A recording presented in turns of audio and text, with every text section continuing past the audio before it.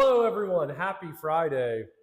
Welcome to the Balaguer Friday live stream, where you can tell there's probably a musical theme today. That theme is from a generation long gone that we were sort of on the tail end of. We're playing a couple of those guitars to do a couple of fun things today. We've got all sorts of cool stuff to chat about. Speaking of chat, it looks like it's pulling up, which is what's up. Kai, Mario, what's up, guys? Hey, how's it going, fellow Balagarians, thank you for joining. We're doing all sorts of cool stuff today. Yes. It is a Friday of Fridays. We are knee deep in prepping for Balaguer Euro Trip 2024, just like that movie from the 90s. No? Euro Trip? Euro Trip, yeah. I know what you're talking about. Okay. I had to make sure they knew what I was talking about. Definitely talking about 80s. If we're talking about 90s movies. Might be aging myself a bit. Yeah. But, yes, we are here. Joe Balaguer, myself, Jake Trowbridge, for the Balaguer Guitars Friday live stream. And we're going to talk about all sorts of cool stuff. Mostly the Euro Trip, which is a real thing, not just a joke. And also just sort of everything else that we've got going on right now. Mm-hmm. We encourage everyone. Dylan, what's up, dude? Hey, how's it we going, encourage everyone in the chat to drop your questions, because this is sort of a live hang situation. So if there's anything you want to know, feel free to drop it in the chat. We feel like we've been pretty good about staying on topic. Like, comment, and subscribe. And yeah, so drop what you got. But first off, let's do some catching up. So if you've caught the last couple of live streams, you know that we're early on in the Do It on YouTube thing. We've been in the Facebook, just the Balaguer Guitars Facebook discussion group, the BGFBDG. Yes. For all the OGs out there. If you're a BGFBDG OG, you know. And it's just going to keep getting longer. Yep. .com.gov.org/DE Deutschland. But yeah, we migrated over to YouTube. We're doing the YouTube thing to make it easy. We just moved into a new shop a couple months ago. We've sort of got the studio rebuilt out, if you will, for what we'd like to do. Yeah. We're moving along. And yeah, so here we are. We do this every other Friday, 2:30 p.m. Eastern. This is that Friday. We will do it 2 Fridays from now, and 2 Fridays from then, and 2 Fridays from then even. We've been going for a couple years now, and we're going to keep it rolling. So that's the gist of what we're doing, in case you're, new to the party. A new Balagarian, prospective Balagarian. There you go. But the main thing we want to talk about today is Guitar Summit. Yes. So, Guitar Summit. If you're unfamiliar, I might be so bold as to call it the NAMM of the EU. Sort of European version of NAMM, if you're familiar with NAMM. And we've been wanting to go for quite a long time. And so we will be going next week. I'll be flying out next week to get all of that stuff set up. And it is the following weekend. So if you are there, come say hi to Jake. Yeah, come say hi. We'll be hanging out. Booth 366 on the 3rd floor of the Rosengarten Convention Center in Mannheim, which is a beautiful old building that they've turned into a wonderful convention center. And come say hello. We are partnering with a couple of awesome people. Obviously, we will have Balaguer Guitars there. If you are in Europe and haven't had a chance to get your hands on them, it is a primo opportunity to do so. But we'll have a little of everything there. Yeah, we're gonna have some stuff that you recognize, some stuff that you might not. And you'll be able to get a pretty good grip on, literally, on what we do. Yeah. Especially if you haven't had a chance before. We have a couple of people that we're partnering with while we're there. One of which is Rev Amps, who we are longtime friends with. And shout out to everyone at Rev. Yeah. We're going to have one of their G20s in the booth. So we'll be able to run headphone out and IR and all that stuff, which is really cool. We're also partnering with our friends over at Neural DSP. Excuse me.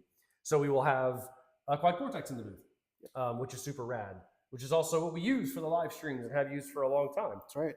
Which I suppose is a decent segue into what we're playing today. Yeah, and eventually I think maybe we'll have another camera angle so you all at home can see what we're messing with on the floor here. But yeah, we're both running through Quad Cortexes and Cortex I. Yeah, Cortex I. The guitar I'm using today is one of our Select Series Diablo 27 fret. I guess we called it the Retro 27 run. So it's got 27 frets for all the wheedlies. The wheedlies. Roasted maple neck and fingerboard. Roasted maple neck and fingerboard, bolt-on construction, alder body. It came in 2 configurations and in 2 finishes. So this one that I'm playing has a hipshot hardtail bridge. It also comes with a Floyd Rose, so you can do stuff like that. And the other finish is our gloss sky blue, and this is our gloss white. So you can get this specific model in both of those configurations in both those finishes. Yep, either color, either bridge. They both, depending on what configuration finish you choose, they both have similar specs besides the finish and the bridge. So they both have Hypernova humbucker, Nova single coil in the neck, 1 volume 3-way switch, push-pull on the volume to split the humbucker. And yeah, 25.5-inch scale, stainless steel frets, locking tuners, Graphtec nut. If you're not aware of what we do, that's a pretty standard spec across the whole product line. Yeah. It's the stainless steel frets, locking tuners, Graphtec nut. So yeah, I'm pretty stoked on this guitar. I have it set up in drop C with 52 to 11. The modern tuning of the people. Yeah, and if you want to mute my mic, I'll play a little sample. I'll allow it. Let it rip, baby.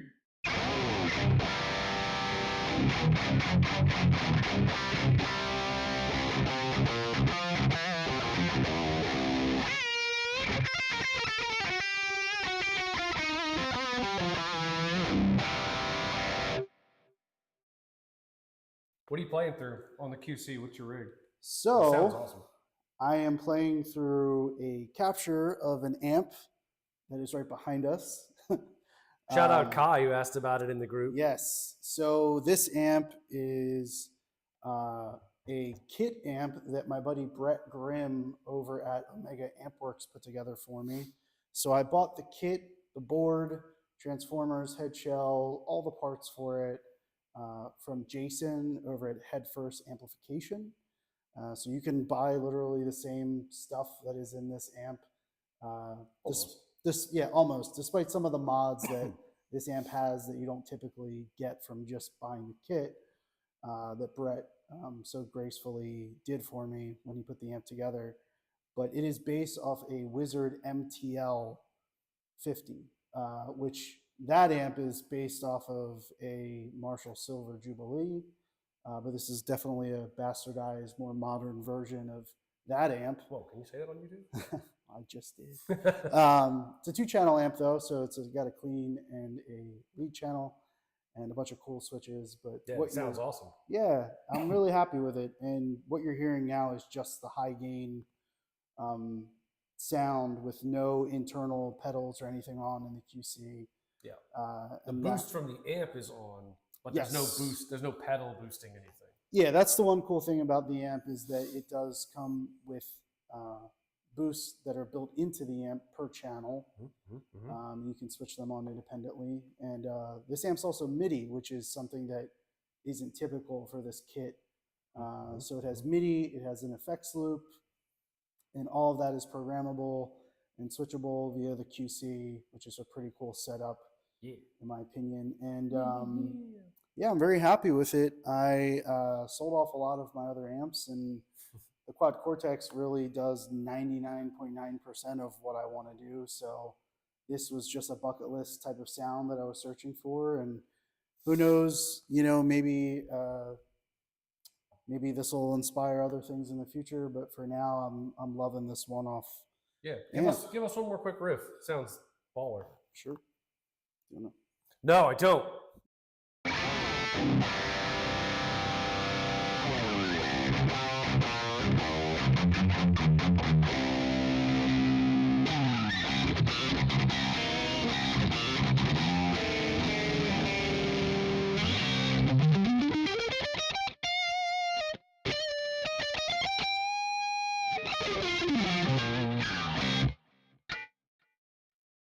Built for the wheedly wheeze, as Joe proves. And that sounds awesome.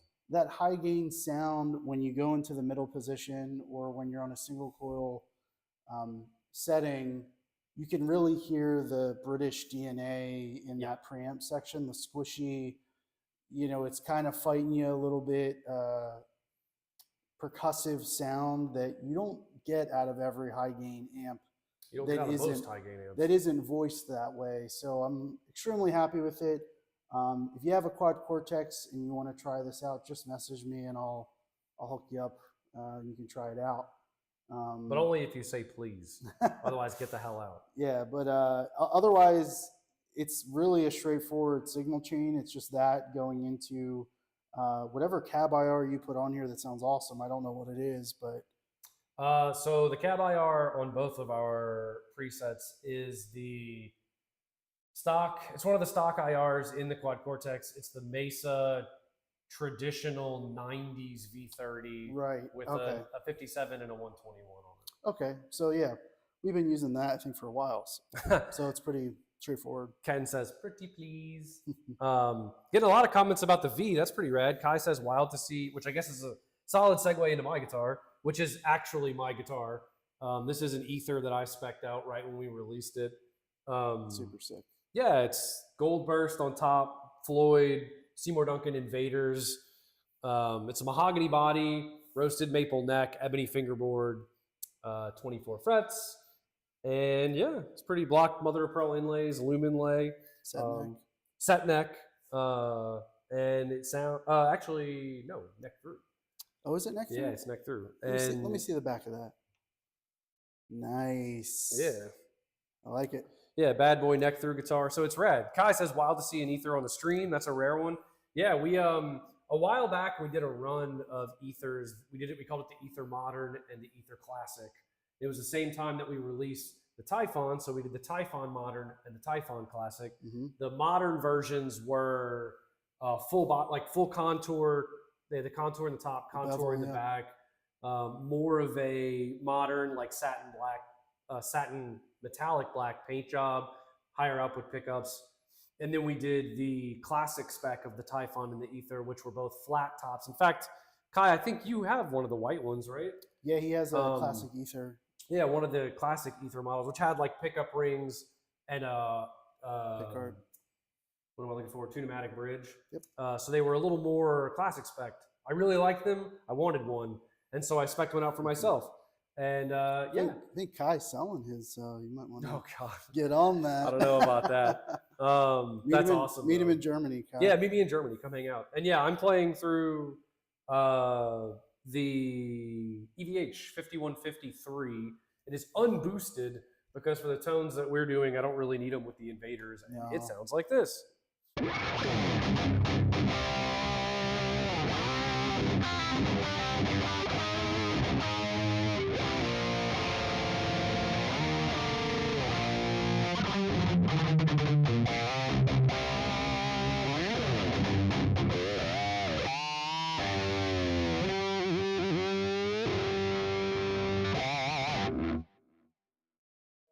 I like that little mashup of riffs there, trying to divert the copyright. Yeah, exactly. You like how I do that? I give them a 2 or 3 second, a hook, line, and sinker, and bam. Yeah. Nice. But yeah, sounds ripping. I've loved this guitar since I got it. There's something about an offset V that I've always loved. I think it sits well. Mm-hmm. I've had a couple Vs in the past. None of them were this well balanced, and none of them had this wood configuration, which is something that I really get along with, especially in a guitar with a Floyd Rose, because you have the metal locking nut. It tends to have a little bit of extra zing to it. Mm-hmm. So I like having the mahogany body because it kind of balances out with a little bit of extra low mid-range. But tone woods don't matter. Be sure to tell your friends. Ken says, it rips big time. May replace my 5153 block. I dig it. Talking about your wizard. Awesome. Thing. We need a name for it. I keep wanting to call it that. It's not a wizard. Well, it's based on one. It does have a little Cthulhu logo on the front. Yeah. That I deemed the Sea Monster amp. The sea Monster. I like that. Yeah. Also, you did do some internal componentry tweaking with your buddy that it's not stock, so it does have some. It has some Joe Balaguer magic in there. Well, I don't know about my magic, but it has some adjustments that after talking to Brett over at Omega, he was like, yeah, we should definitely do that. Let's do this. You know, I told him I wanted all the caps to be changed to the orange drop caps. Don't give away all the other sauce. Yeah, well, those upgraded components is one thing. Don't tell them the rest. There's some other things You'll too. But never know. But yeah, he'll take it to the grave. We'll have to make some other captures of some of the other features of the amp, but for now, it's rad. Basically, V is rad. Thank you, man.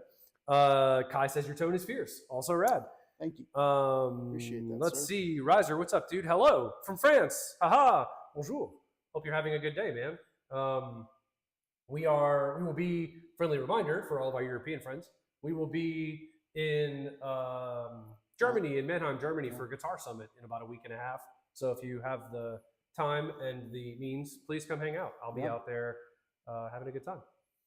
But hope you're doing well, man. Comment ça va? Let's see. Kai, Ether Classic is my most photographed guitar since it sits beside my ever-changing amp stack. Nice. Yeah, that'll do it. And it definitely is a sick-looking guitar. I was really proud of both the classic and modern versions of the Ether and the Typhon. Yeah.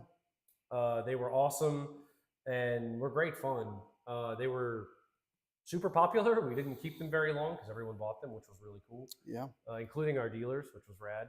So I know we had some at Music Store Live and some in Japan and some in Australia. So they were all over the place. So they're out there floating about. And of course in the UK, thanks to awesome people like you, Kai. Yep. But yeah, the V is rad. It's a lot of fun. And I think the Ether, what I like about the Ether as a Balaguer thing is like, yes, it's an offset V. You will recognize the shape. However, some of the things like the 16-inch fingerboard radius, stainless steel frets, the carve at the heel, which has actually changed, some might say improved, since this guitar. It's a little less like a set neck carve and a little deeper neck through carve, which is very cool. I'm used to this because I was used to playing more vintage spec Vs previously. So it doesn't bother me, but some people will like the slightly deeper cutaway that you get now. I did mine in flat top, gold burst, bound up with the Duncan Invaders. So it's definitely a specific sound. I really like the attack. I'm not a big ceramic magnet person most of the time, but I like, because they have that like metallic thing to them, which suits a lot of sounds really well. I always almost always find that they're a little too aggressive. The Invaders have like a really big bottom end and a really pronounced mid range, so they don't get as much into that territory as I think, which I like because like for leads, it still has a lot of clarity and a lot of like mid range cut, which sounds like this.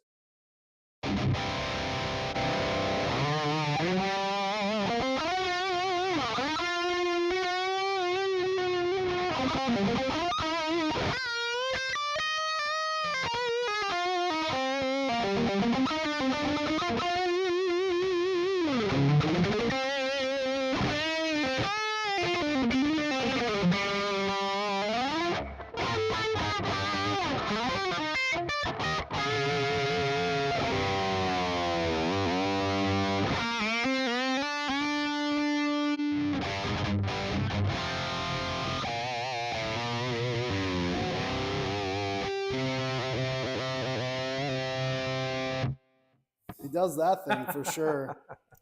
I love the mother of pearl block inlays as well with the binding. It's kind of like a mashup of something you would see on a more classic styled guitar, but then you have like the modern shape, the Floyd Rose, the Invader pickups, the pointier headstock instead of something a bit more rounded.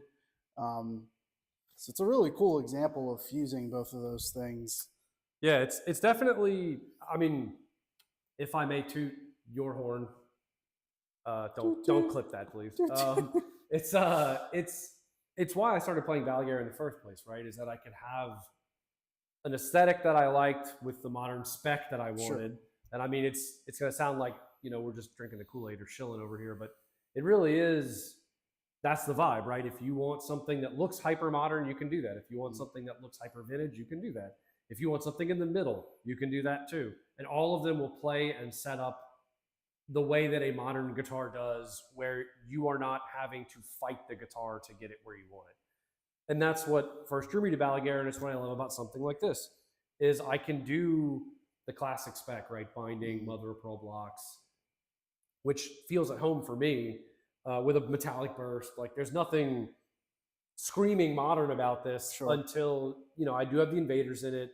And when you play it, and I don't have it set up like so insanely low that it's, you know, like some modern players like for super shred, but I have it set up modern enough where, you know, it feels comfortable to me. And I know that I can set it up in drop C, which it is in now, or I can set it up in E flat, or I can set it up in freaking drop G if I wanted to, and it would do the thing because it's built to do all of those things. Right. Which I like. So yeah, it's rad. And you should check out the Ether. Friendly reminder, we have an online configurator. You can go to balaguerguitars.com, select the Ether or the Diablo, choose your own spec, and it'll show you everything in real time. So you'll see what the guitar is going to look like. That's right. Which is a lot of fun. And we take no responsibility for your addiction to it, the online configurator, because it's a blast. Saki, what's up? Is there any way to do custom inlays?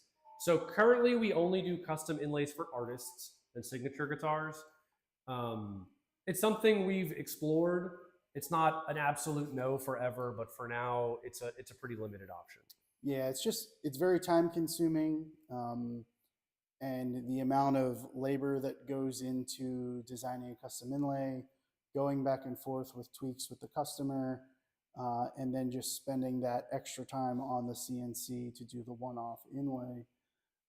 It's just not scalable for us yet. So that's not a, you know, never going to do it kind of thing. But as of right now, like Jake said, it's, you know, it's limited to artists. Yeah.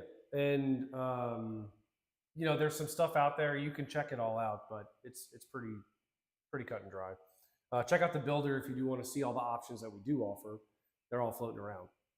Also, that's a good point, since you asked, Saki, is we do have some options that are not in the builder, which is why we encourage everyone to email us. Yep. That's a perfect question, a perfect example of when we say if there's something you're interested in that isn't shown or represented in the builder, to email us. That's a perfect example of a question that someone would email us and we would say, no, we don't currently do custom inlays, but we might offer other things. Or, you know, if you're looking for a particular, like you want your neck satin, but your body gloss, like this guitar, where it has a gloss top, but a satin back and neck. Or if you want to get in the light so you can see. Yeah, or if you want like that. A natural back and sides and a painted top or something like that. Yes, which we have a guitar like that over there. There are definitely options like that available. So hit us up, info@balaguerguitars.com. Yep. Or of course, we'd love for you to join us in the live stream and ask here. So always a good time. Kenny says, looking forward to our hang on Tuesday, boys. Hell yeah, man. Can't wait to see you. Ken's right in Philly, just down the road from us, and we get together whenever we can, whether it's at shows or for gear hangs. And yeah, he's coming by the shop, check out the new digs, and have a chat with us about some Balaguer related things. And he's a rad dude. Also, be sure to check out his band, The Man in the Machine. If you like, you know, he would compare himself, not himself, I don't want to put him in any hot water. He would say it's like that Seosin vibe, you know, sort of a metalcore, but like melodic metalcore. Their stuff rules. We've seen them live a couple times. They're really awesome. Post-hardcore, yeah. So be sure to check them out. The Man into the Machine out of Philly. Dylan, I might have to do an Ether build in the future. That thing is sick. Yeah, Dylan, by the way, has some sick builds in the queue already. Yes. But yes, I really do think that it's one of my favorite guitars to play because it's so well balanced that it doesn't. Some guitars sit in your hand, and when you're playing, you feel them in your hand. I feel like the Ether is not that. It just kind of floats there, and your hand is on it. It is not in your hand, which makes for a very fast playing guitar that doesn't stress your hand out. I have little baby hands, so it's like, it sounds goofy, but certain guitars wear my hand out and I get tired of playing. Sure. This one does not do that. This also has our thin D neck profile, which I like because I can rest my thumb flat on the back of the neck. Right. Trying to look at the monitor so I can see what I'm doing. Sure. Flat on the back of the neck, which for the shreddier stuff is nice. I typically prefer the comfy C, but for something specifically like this, you know, the thin D shape does the job. So one thing that Jake and I have been kind of tossing back and forth because he was thinking about it was he was looking at a different trem for his guitar. And I'd be curious to see what you all think about the different trems that Floyd Rose offers Right now, you have the 1000 series tremolo made in Korea. Great bridges.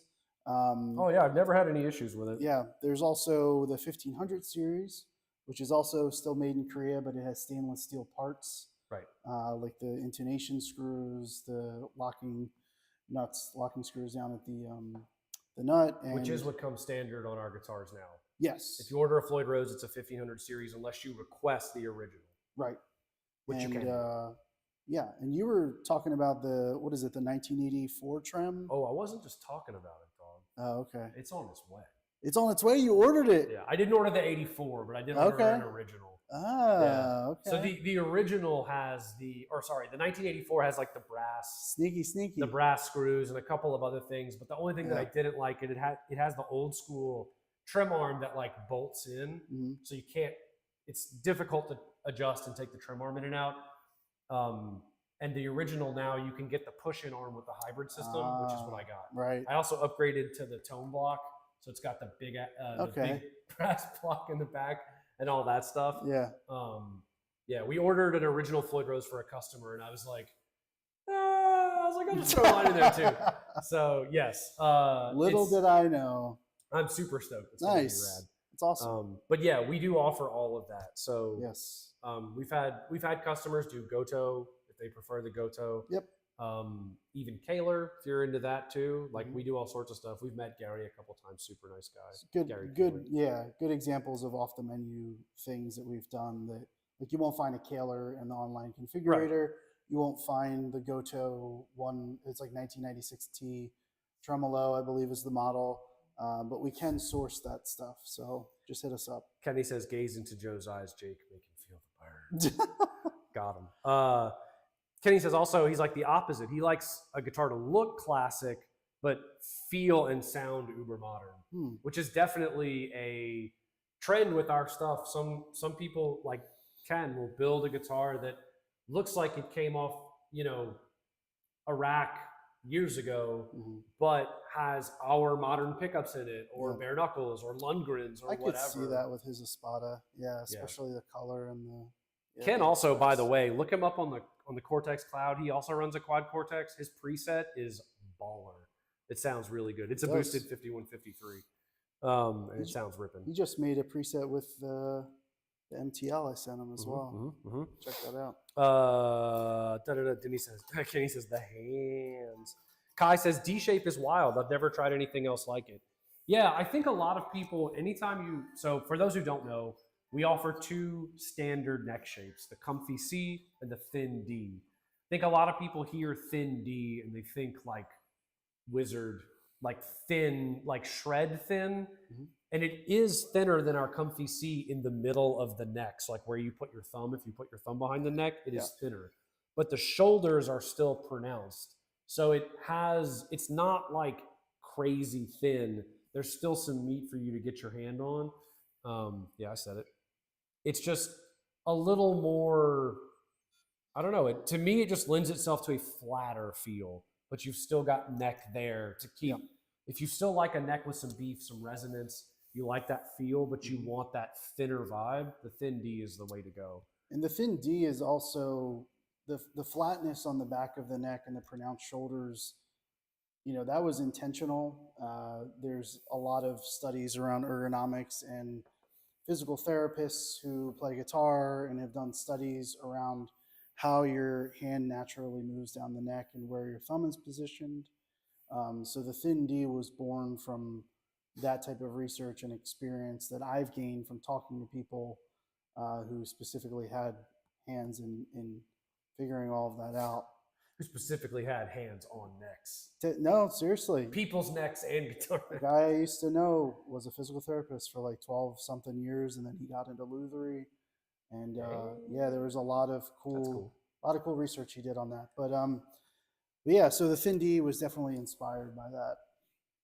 Dylan says, think the FRX trims look sweet. They do. Yeah, they're pretty cool. I'm a fan. I don't think I've ever played one in person, but I know I've seen them and they look rad. He also says, if we're talking about bridges, how's that multi-scale Evertune coming along? So first off, we have no idea what you're talking about. We do love the Evertune. We install it on lots of guitars. We're not playing any today, Yes. but most of the time we are playing a guitar with an Evertune on it. We love their stuff. We've worked with them from the beginning. It's a super popular bridge choice. And yeah, they've done some cool stuff recently, and we're interested in cool stuff. Yes. Like, comment, subscribe.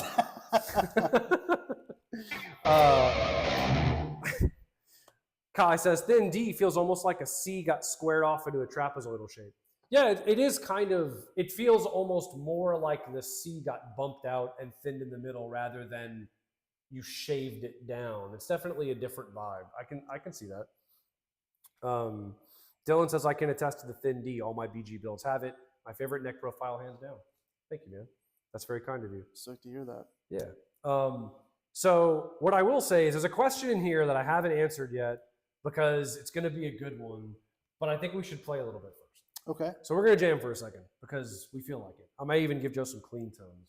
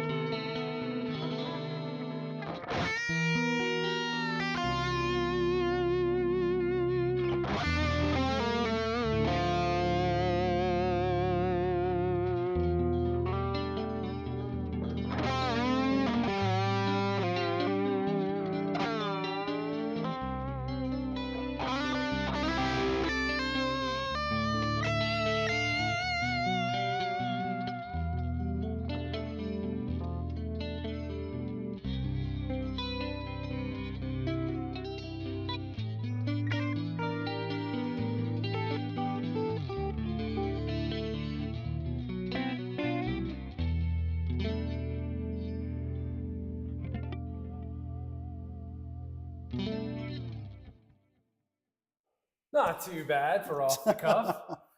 Couple clams in there, chilling on the beach every now and then, but that's just me. That's okay. Yeah, so there was one question here, like I said, that I dodged. Excuse me, because I knew it was going to start a legit conversation, which is always fun. Kenny says, jam on. What amp block are you guys using for the clean? It's a JP2C, the clean channel of the JP2C, which if I actually set it up for like a mid-position sound, it'll do something like this.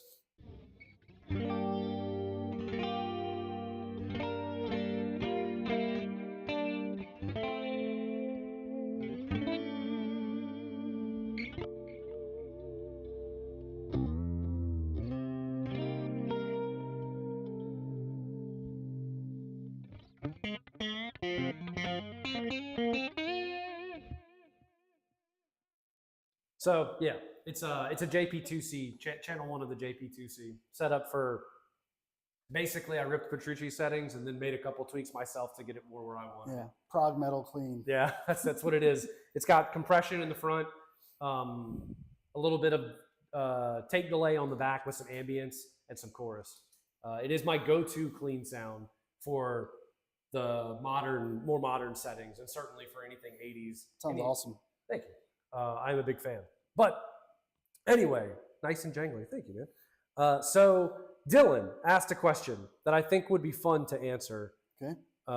Because I think we were kind of talking about it, and we have the right guitars to talk about it because we have a lot of variety in the pickups specifically.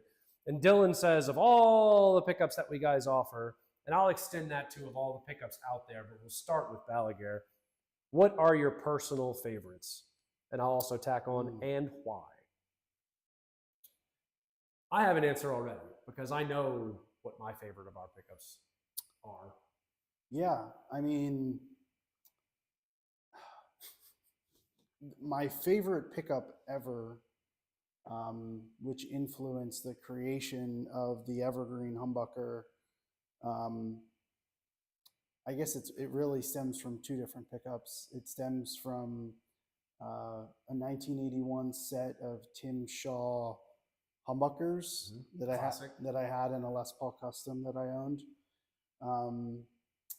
and a set of humbuckers I made in lutherie school. Who back then the teachers that were showing us how to make pickups, how to build guitars, etc.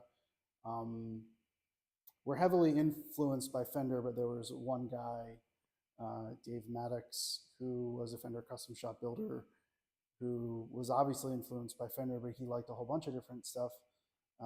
He had a conversation with me about humbuckers shortly after that portion of the program, and kind of told me what was so mystifying and so special about Shawbuckers and those types of humbuckers. And I won't get into all of that, but it really influenced the way that I saw, like, what I believe is a true humbucker, PAF, hard rock, like, type of pickup that you want. That's not like a underpowered humbucker, like a 7K, true PAF type of thing, but something that you would look to, like, I don't know, like a Seymour Duncan JB, but not as high output, which is what birthed the Evergreen. So I would say those Shawbuckers, and then the first set that I ever made in lutherie school, which was based off of those, and that set evolved into the Evergreen. So they're all kind of the same lineage, right? Believe it or not. Which is a great story, but what do you put in your own guitars? Oh, is that the question? I thought it was your favorite pickups. Well, it's your favorite Balaguer pickups. Yeah. And that's, I can see how you would choose that for sentimental value. And well, for the story and the history of it, I mean, well, the thing it obviously is, makes sense. I mean, if I had to choose a set for of yourself. humbuckers, if I had to choose a set of humbuckers that was like my desert island humbuckers, it would be the Evergreens. But if I had choices, which I do, I would definitely go for something similar to this, which is like a Hypernova humbucker in the bridge, or even a Tranio bucker. It really depends on the guitar. It's hard to just pick one. Yeah, sure. But yeah, somewhere in there, the Nice. Hypernova or the Tranio bucker. Nice. Yeah. Kai says Evergreens are phenomenal. Favorite vintage Vive pickups I've ever tried, and the split tones are gorgeous. Thank you, dude. Kenny says I've only used the Evergreen, so that's my choice. Awesome. Which is fair. And Kai says the correct answer is Hypernovas. Kai has a couple of guitars with Hypernovas. Yeah, you probably dig those in that growler, huh? Yeah. Those excel in the extended range sound for sure. Yeah. Yeah, no, it's tough to beat. I think that there's a reason that our pickups have sort of taken on a life of their own outside of just being put in our guitars. We have people who ordered them. They're not individually purchasable right now. They were for a time. They're going to be again. We're just not quite there yet. So that will happen.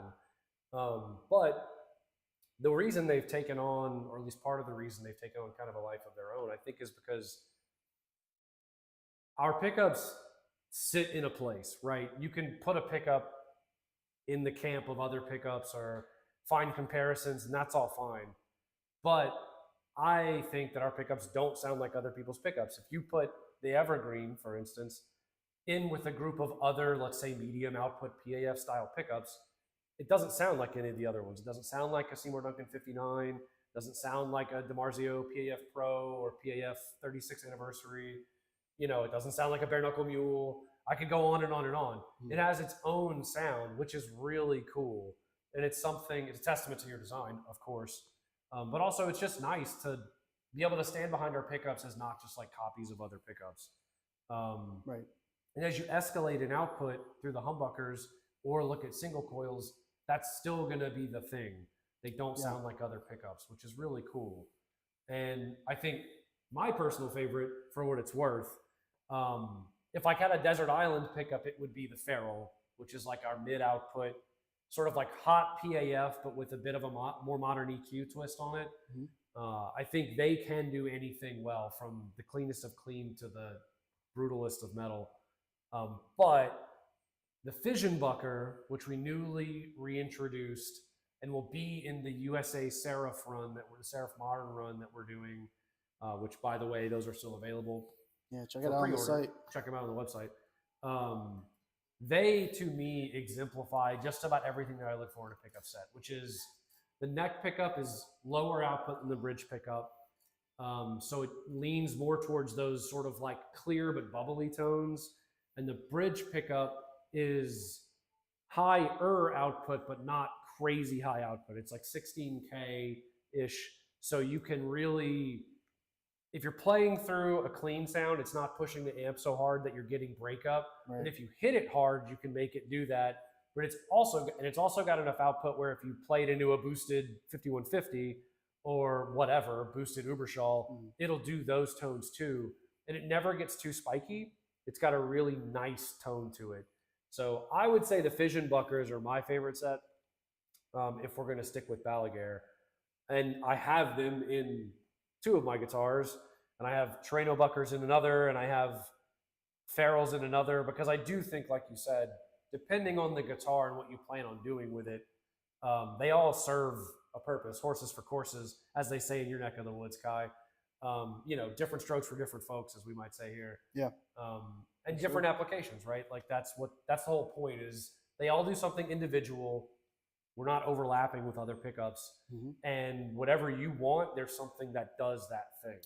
Yeah, and I think to kind of go back to what you said about our pickups don't sound like other pickups, you know, with pickups in general, it tends to get to like a splitting hair point where if you're comparing a humbucker that, and I guess I'm specifically talking about like review-based pickup comparisons. If you're comparing a pickup that's an Alnico 5 magnet humbucker with a 16K, you know, DC resistance, and the output is rated at, you know, whatever, somewhere around there. And then you compare it to another manufacturer's pickup that is very similar. They may sound the same, but then they may sound completely different depending on the gauge of wire, how the coils are wound, if they're asymmetrically wound, like if they're scatter wound. So there's a lot of different variables that I think sometimes the wool is over certain people's eyes when they're doing comparisons like that, because it's tough to, I don't know, taking all those variables into account when you're doing something like that. Yeah. And when I design our pickups, I'm not searching out a specific tone from another pickup that's already been made. I'm taking what I know about pickup building and designing and trying to come to a solution. And normally it takes a few prototypes to get to that point or get close to it. You mean you don't get it right the first time every time? No, never. Especially with pickups. Especially with pickups, it's never right the first time. But it gets pretty close, especially 10 years into it. But yeah, so I think that's part of it too, is like we try and design in our own bubble, and and I think that's what helps. Kai says Evergreens are phenomenal. Did I say phenomenal? Phenomenal. Phenomenal. Favorite vintage vibe pick. Oh yeah, I already read that one. My bad. Ken says I've used EMG's burst buckers, P90 mini hums, but he likes the evergreens. They work well and have a nice mid-range bump, so it cuts to the mix. Sick. Yeah. They also have a lot of clarity, which is nice. A lot of PAFs have clarity, but it's like a flat clarity, which is really great for more vintage tones, especially for bright vintage amps that are low to mid gain. Right. But especially since we're designing, or when I say we, Joe is designing things that are built to be used across the spectrum of music. So if you were to design that, those pickups don't typically work well for higher gain tones because you lose the clarity. So it's like the balancing act, but starting from scratch to get it where you want it. But yeah, that's a good point. Dylan says he has Hypernovas in his Hyperion. Love the high output. Few of my builds in the oven have the Muramasas. Yes. I'm super stoked for one of your particular builds that has Muramasas in it because it's going to be insane. Yeah. But yeah, the Muramasas are definitely like, to my ear, if you ever played a Blade pickup, a Bill Lawrence, a DiMarzio X2N, a Duncan Slug, any of that stuff where they've done the Blade, it varies from from slightly more compressed than a typical passive pickup to extremely compressed. Right. And I feel like the Muramasa sits in the middle where it definitely has a compression, an added compression, this evenness across the strings because of the construction, with a lot of output, which together make for a very tight tone, but isn't like rip your head off, right? Yeah. And we prototyped an Alnico 5 version, a ceramic version. We ended up sticking with the ceramic version. It just sounded more balanced with the rail magnets. Yeah. And yeah, if you had to compare it to like tools, like the cauterizer would be like a sledgehammer. Yeah. You know, the Muramasa would maybe be more like a sword, like the Muramasa, or a scalpel. Something that's a bit more focused to a specific frequency range. Right. Definitely not ice picky. I know some people say that about like Blade pickups. Yeah, no, it's definitely not. It's cool. It definitely gives a different flavor to the higher output stuff that we do that no other pickup we do can achieve that because of the blades. Right. Cue One Winged Angel. Yeah.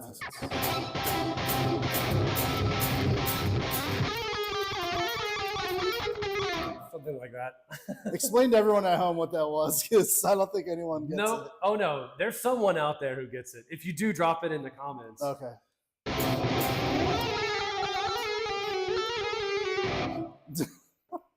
Someone out there knows One Winged Angel. I don't know how to play it, but you know, shout out to the OGs who know what I'm talking about. I'll have to tell Joe off camera because I can't be like, here's the joke, because then I'm a loser. Right, Joe? Hey, man. What's the next comment? Let's see. Kai says, I set the growler up with 15 to 80 today, and it's an immense sounding guitar. Awesome. And he says he wants to try some more pickups. Yeah, it's definitely... so the growler that Kai's talking about is a 30-inch growler. We did a growler 30-inch baritone run. And yeah, they have Hypernovas in them as stock.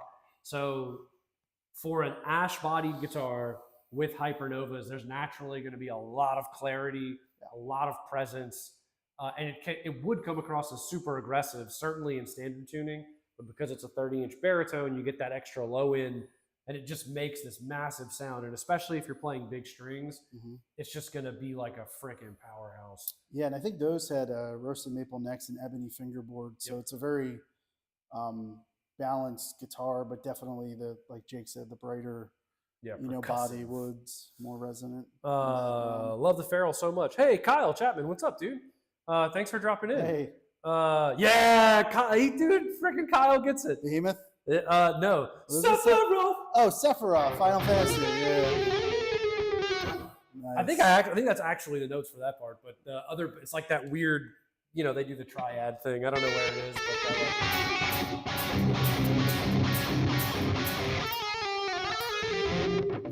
there you go, Final Fantasy VII. Shout out to Final Fantasy VII and Kyle Chapman for nailing it. Kyle says pickup comparisons all have the filtering of a microphone. It's a different test with an amp in the room. Yeah, 100%. Yeah, it's tough because pickups themselves are microphones, so it's like it's a weird. Yeah. It's like everything else that's guitar to some of its parts, right? I do think that there's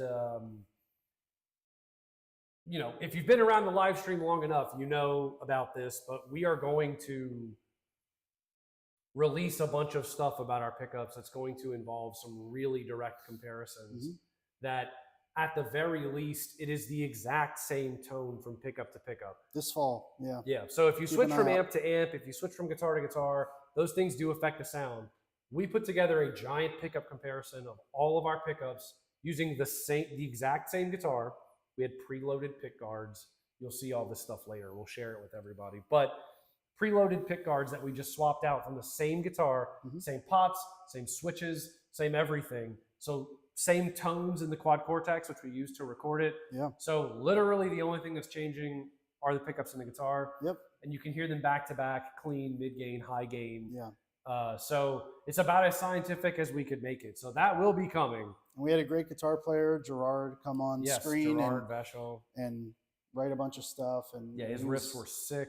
Big proponent on helping us piece together the audio and all that kind of stuff too. So yeah, shout out to him. Shout out to Stephen Ward as well. Yeah, who did the editing work for us. Yeah. So yeah, those will be floating out and about in the very near future. Jesse Parks, what's up, dude? Hey, what's up, Jesse? I just got here and don't know what's going on, but if I were talking pickups, Muramasa.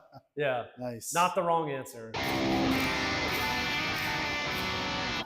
Just feel like the Muramasa, you need to have something dark. Yeah, I like it. Let's riff on that a little bit.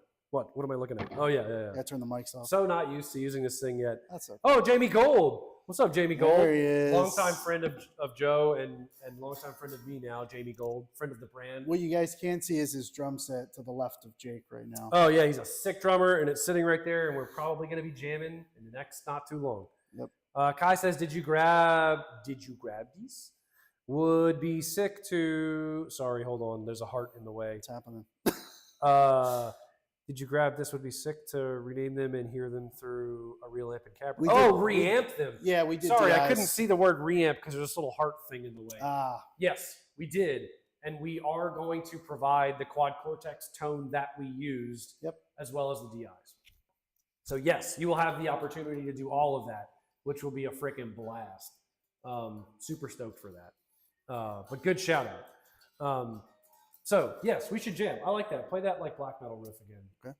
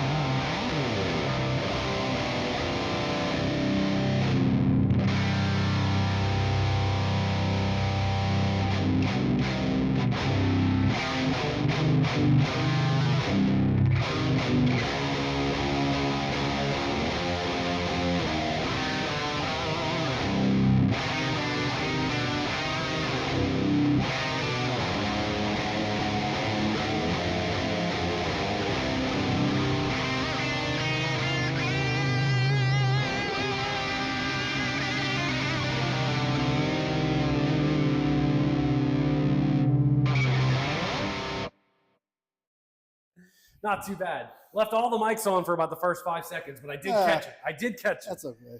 Oh, man. Scott, what's up, dude? Scott Brewstead. Longtime friend. What's going on, man? Who has one of the sickest thicket builds ever in the history of the company. Yes. That he had some stuff in here earlier for Joe to do some work on. Yep. Scott plays in Frost Giant. Sick band. Definitely check him out. Yeah, his tone is always killer. And that thicket in particular is such a rad build. He'll know the one I'm talking about. And he has an awesome Astro that he just put into the queue. He did. A sick boy, for sure. Sick boy. Can't wait to see that. Ken says, all the fire emojis. Yeah. So we usually do this for about an hour. We're kind of getting to that point now that we've jammed on a couple of different things and chatted about pickups and all sorts of other stuff. It is Friday the 13th, which is why I'm wearing my All Hail Halloween shirt. And if you're in the chat, if you're in the chat, that means you're probably still alive because you left cookies out for Jason Voorhees last night. Yes. So we're doing well. For those of you who don't know, if you missed it earlier, if you haven't been in the other live streams, we will be in Germany, Mannheim, Germany, in 2 weeks' time to celebrate Balaguer Guitars at Guitar Summit. If you don't know about Guitar Summit, Google it. You should come check it out. We're going to be there, or I'm going to be there with guitars. If you're in Europe and you haven't had a chance to play our guitars yet, be sure to come check them out. Yeah. If you have played them and you just want to hang, be sure to come by and check them out. We're going to be there all weekend. It's going to be awesome. Booth 366. Booth 366 at the Rosengarten Convention Center. Beautiful spot. And yeah, that's really the main stuff that we have to get off of our chest today. And also, you've heard us play this Diablo Retro 27 fret and this Ether of mine, Select Custom, and it's metallic gold. Yeah, what I was also going to mention is we still have some of these in stock. Oh, yeah, along with other pre-orders that are open for the Espada Limiteds, the Espada Ambients. Yes. Some are sold out, but there are small quantities available of some of those guitars. Yeah, just head over to our website. Both in the in-stock section as well as some of the pre-order tabs, because we do have a few of these left, both in white and sky blue, both in Hipshot Hardtail and Floyd Rose configurations. Yes. So get your on. Yeah, if you guys are digging this, you can definitely grab one for, under $1,200, something like that. Kai says Espada Ambient, the GOAT. Yeah, dude. Espada Ambient rules. We have new Espada Ambients coming out, so be sure to check them out on the website. I think one color is sold out, but we may have some of the other color. And they'll be done soon. I think they're going to be on their way to us in the next month. Yeah, sooner than that, likely. Like that. So it won't be long. They'll be, they're in good shape. So be sure to check them out. In the meantime, we're going to riff a little bit more. Hope everyone had a good week. Hope everyone has a safe Friday the 13th. Yes. And has a good weekend. Thanks for hanging out with us. Be sure to come by, check out the Balaguer Guitars Facebook discussion group. Check out BalaguerGuitars.com to build your own Select Custom. Check out the stuff that's in stock, like this Diablo 27 fret. We have all sorts of cool stuff floating about. Like, comment, and subscribe. And we are going to jam for a bit, and then we'll fade out. Hope everyone has a good weekend. Have a good weekend. And thanks for hanging out. We will see everyone soon. Be good, Mario. Thanks for stopping in, man. Yeah.